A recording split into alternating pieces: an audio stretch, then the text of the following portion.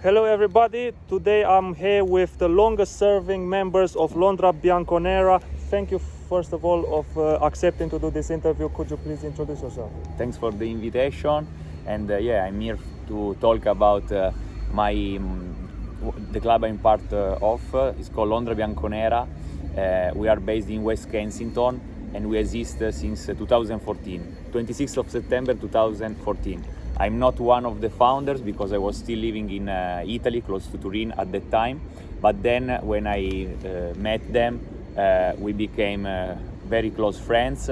I entered the group and I'm now one of the longest serving guys of this group of friends. Thank you for that. That's a brilliant introduction. First of all, let's start with, could you please give a brief history of the club, of the fan club?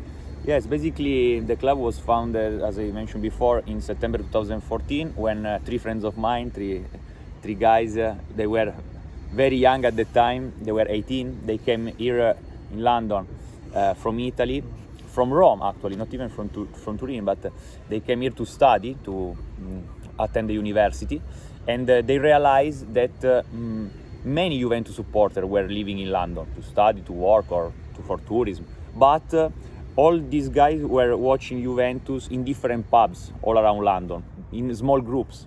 So they decided to try to create a club and to find a space, a pub, to watch Juventus all together, every single game. And they found this place in West Kensington, at the famous Three Kings pub, that is, where we watch any Juventus games since 2014, to watch Juventus together. And then the difficult part, I told yesterday evening with Antonio, told me, was to find 80 people to be recognized from Juventus, because to be an official club you cannot be 20 friends, 10 friends, no, you have to be 80.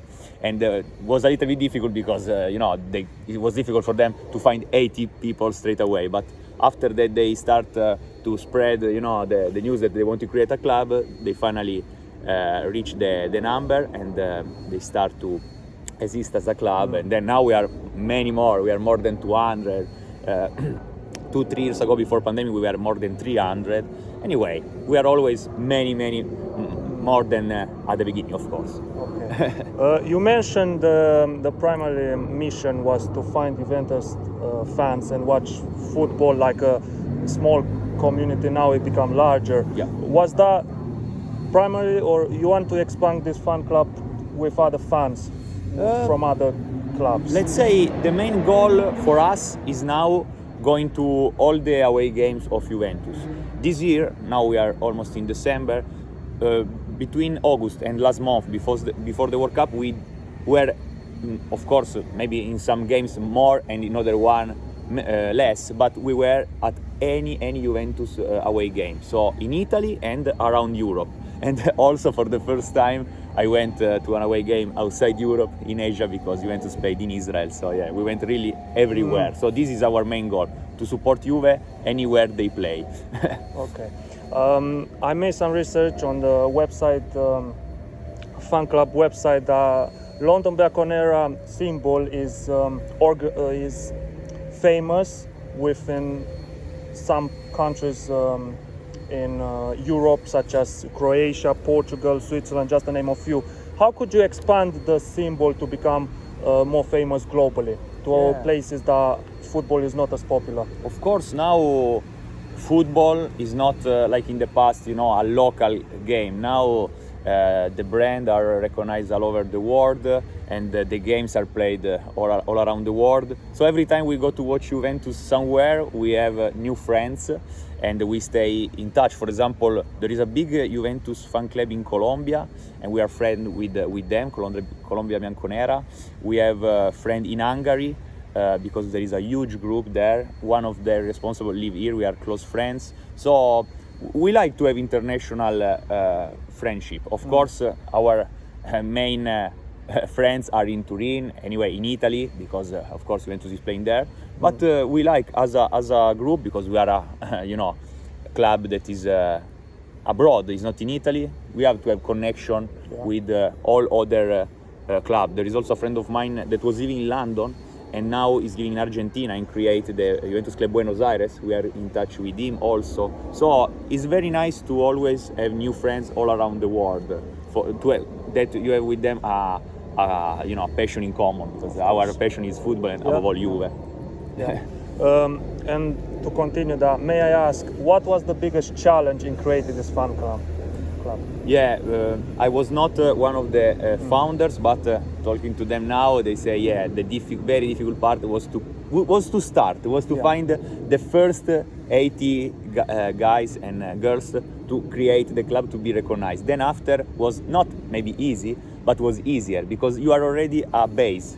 Then of course London is a city where many people stay just for 1 year, 2 years, then they finish the university, they go back to Italy or they go somewhere else. Yeah. So, but you have a base, and someone new arrive in the city and know that something is already existing.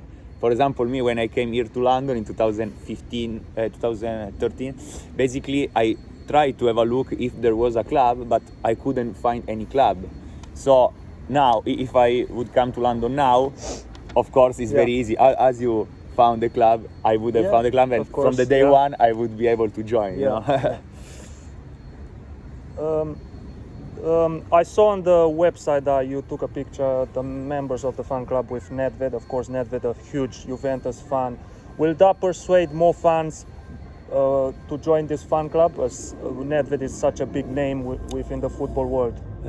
Look, of course, for us it's important when ex-player like Nedved or player that they play Juventus now, they want to come to say hello to us, to take a photograph, of course. But the main thing for us is that the players, you know, when they are in the pitch, they give their life for winning, for Juve, because this for us is important. Only, you know, in Italy we say solo la maglia, means only the jersey. Okay. So we don't support the players, we support just the jersey. We want to win, we want them to fight until the end. We want them to fight with the heart and with the passion, because they are the lucky people that can do they can be in the pitch. Desire for the jersey. Yeah. Exactly. Yeah. So for us, you know, the maybe 10, 20 people that we are, you know, the most, interested in the club, and we go everywhere. We don't care much about, you know, the players or ex-player. No, of course, maybe people that is not so hardcore fans, if they see, there is a possibility to see a player or ex-player, it's nice, so I can join the club. Yeah, I in this case, yes, could help to, you know, be this club have also a relationship with maybe, you know, someone from the players. But for me personally, could be a good moment, but it's not making the difference.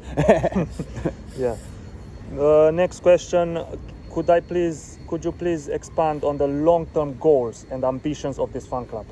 Yeah, basically, of course, Antonio, the responsible of our club, yesterday evening told me 8 years ago I couldn't imagine to have a group of friends so big, to go everywhere in Europe, and now with you playing in Israel, also outside Europe. But you know, every year you have to have, you know, bigger goals. So in the meantime, we became a group of close friends. So we are not only stay together when Juventus is playing, but for example in summer that there is no Juventus games, we go maybe on holiday together. We help each other around London, also outside the football. You know, for example, if someone need help, I don't know, to find a new house, or because is alone for a period. You know, if some new member comes here and they show a lot of passion for Juventus, we want to try to make them feel at home. Like, you know, London is a huge city. Many of us, they come from Italy, from small villages. So, you know, when you arrive here, you are a little bit lost. But if you have some friends, of course, to watch games, but also during the week, to go together to drink a beer. You're connected. This is something, you know, very important, that you wake up in the morning, you say, okay, I'm not alone in this big city. I have friends. And, you know, so this is our long-term goal, you know, to be a big group on the terraces when Juventus is playing, but also outside. For example, now there is World Cup, Juventus is not playing, but we see each other. You know, for example, next week we got to watch for the first time a female women game. We go to the Emirates Stadium to watch Arsenal Juventus women, Champions League women. And the evening after, the 8th of December, we have the Christmas dinner. Yeah. So even if Juventus is not playing, we have a nice dinner together, and then we do like to raise some money for charity. We have a hospital in Rome called Policlinico Gemelli. They have a foundation, so every year we send some money to them to help nice. the poor. Good gesture. Yeah, so this one is important for us. Not only support Juventus, of course, watch Juventus together, but to be a group of friends that also have nice goals, extra football. Okay. Yeah. You mentioned the World Cup, and I want to follow up on that. Italy, of course, are not in the World Cup, unfortunately. Yeah, for the second time in a row. This is a problem. Unfortunately. Could I please know what went wrong with the group of players, and what is the future holds for Italy national team? We should do probably a step back in 2018, because 2022 is the second time in a row that Italy is not participating. So 2018, of course, we were arriving for probably 10 years of bad result, but not so bad. We were going to the World Cup, exiting the group. So yeah, it was a bad result for a federation like Italy that won 4 World Cups. But at the end, anyone say, okay, after 2006 that we won, it's normal that you're not motivated, that the cycle of players arrived to an end. And anyway, but 2018, to miss the World Cup was something really unpredictable for the majority of them, even for myself, for everyone. So for us, it was a big shock. After, of course, Italy won the Euros. But this was before, because Italy won Euros in 2021. In 2018 was a big shock to don't qualify. Big shock. So in Italy they start to say, we do a revolution, we do this, we do that, we change, we want to the young people, young player to play more, Italian player for the national team, blah blah. And then of course, we won the Euros. It was a big win. Was nice, but was a problem also, because it was the illusion that everything, the bad period was in the past. But it's not like that, because after a few months after the Euros, we realized that unfortunately the problem that we had before, so between 2008 and 2018, was still there. Because in Italy, now in the YAF system we have maybe more foreign players than Italian players.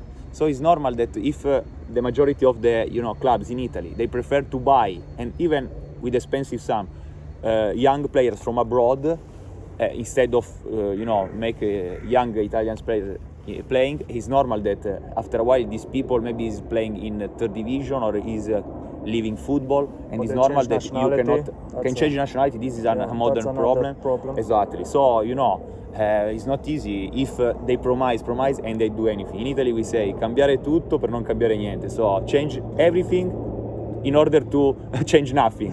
This is what happened with Italy. Good slogan, yeah. This is the reason why Italy for the second time in 4 years is not in World Cup, and this is something we cannot think about that, because Italy didn't qualify only once in the first 80 years of World Cup, between 1930 and 2014, only once in the 60s. And then 2 times in a row for us is not acceptable. Now, of course, we are trying to qualify Italy's to the ambition next. Obviously should be always competing for the World Cup. But it's not simple. It's not simple. Why? Because, for example, my generation, I was born at the beginning of the 90s.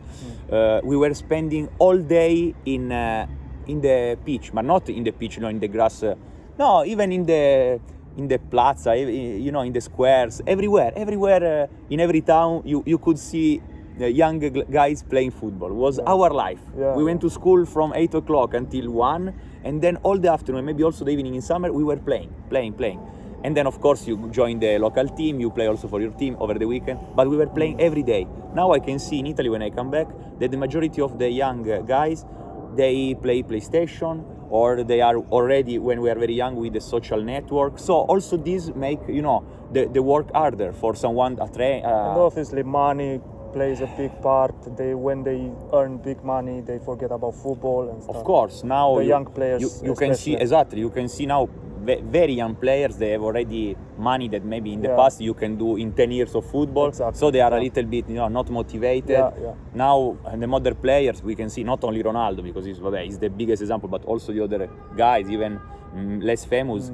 They have sponsors, they give money, so their earning is also extra football. Okay. So they are like enterprises more than football players. So they think about anything, but not about to play hard in the football. Yeah, true. So this is difficult for us, as we are supporters. We want them to give the life in the pitch, but maybe for them it's like me, I work in hotel. I do my 8 hours in the hotel and I come back. For them the same. Okay, we do 2 hours training per day. We play 90 minutes in the evening, and then let's go with the girls Do you or think to the to manager party. of the Italian national team is at fault? Do you think the Mancini, of course, he has some manager? fault because he's the coach and he's the one that must motivate all the players. But of course, he's not the main responsible, because it's a system that is not working.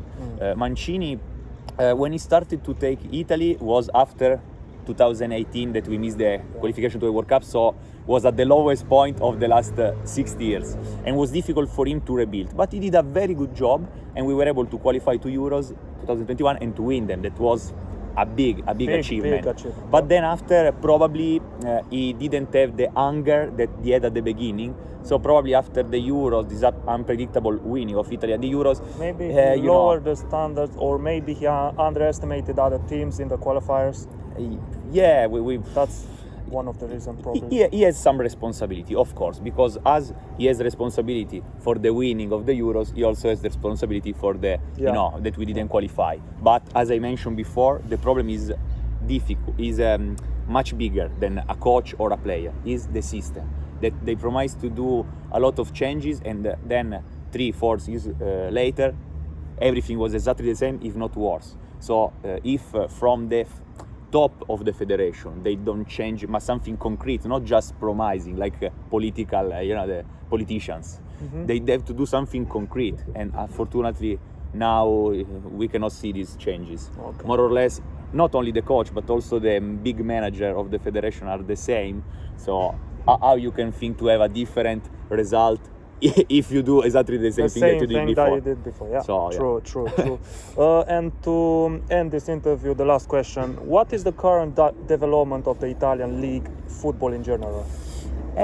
Also here, is a little bit a sad moment, because if Juventus is not Juventus, which playing, are struggling. Yeah, is struggling, but other team even more, because it's the system that, for example, at the end of the 90s, we had like 7-8 teams every year that they had big names. We had Milan with Shevchenko, we have Fiorentina with Batistuta, Inter with Ronaldo, the Brazilian, Juventus with Zidane, Del Piero, and many others. Parma was winning cups. Now, unfortunately, the money we don't have the money like in the past in Italy, so it's difficult to compete in, for example, Champions League, Europa League, because in England, more than anywhere else. No one can compete with England. Exactly. England is another, they have a budget that is huge. True. Probably the last the team that is last in the standing in England is spending more money than the first or the second in Italy, Spain. So it's difficult to compete. And then other country, for example, like Germany, also Spain, if you exclude Barcelona and Real, they are investing on young, above all in Germany. But so they can compete because they have their own, system to push the younger players to play in the first team and win, like Bayern Munich, the first that I have in mind. But in Italy, with no money and not investing on young people, how you can win, And to follow up on that, why can't the league winners get financially supported? Because if you see Man City, if they win the league and Premier League, they will get financially boosted, like 100 million, I think it's the fee. But Inter or AC Milan, they don't get a sum of money. Could you explain why is that? Yeah, I don't know this exactly, but it's because the whole system of Italian football has much less money than before. So it's not only sponsor or the presidents of the club, but the full system. Also the television. Unfortunately nowadays the television is the main income for the clubs. But if we have a problem everywhere you see, it's normal that also the television, they pay less to the clubs. Because if the show, because it's a show at the end, for us, no, of course, it will always be a game, a football. But now the television want a show, like, entertainment more than sport. This is the problem. So if the stadiums are old, many times are empty. Now, if the stadium are old, many times are empty. If the supporters, they cannot introduce flags, they cannot introduce drums. Many times they are banned from the stadium for, even without committing, big, like, if you fight, of course, they put you outside. But sometimes in Italy, just because you are maybe, against the president, so they want you out and then they don't let you in. So at the end of the day, for the television, it's not good to have empty stadium old without support. So they pay less money to the clubs, and the club, they could invest less money for the team, and it's difficult to compete with other leagues, for strong, above all England. Okay. Thank you for that, Ricardo. Thanks it was a for pleasure inviting for the interview. Could you please share your contact details and where can people find you? Yeah, they can find us every Juventus game in West Kensington, at the famous Three Kings pub, very close to West Kensington Tube Station. And of course, they can find us in Instagram, in Facebook. We have the Facebook page, which is Londra Bianconera, I suppose. Yes, Juventus Club Londra Bianconera. And we also have a website. Juventus londrabianconera.co.uk, I think. So, but anyway, if you write Londra Bianconera in Google, the first result is our website, and you can have all the information if you want to become, a member of our club. If you support Juve, or if you want to see the photo of our all the away games, etc. Thank you very much. Thanks again for your time. Thank you, and enjoy the rest of your day. Thanks. Good luck for everything.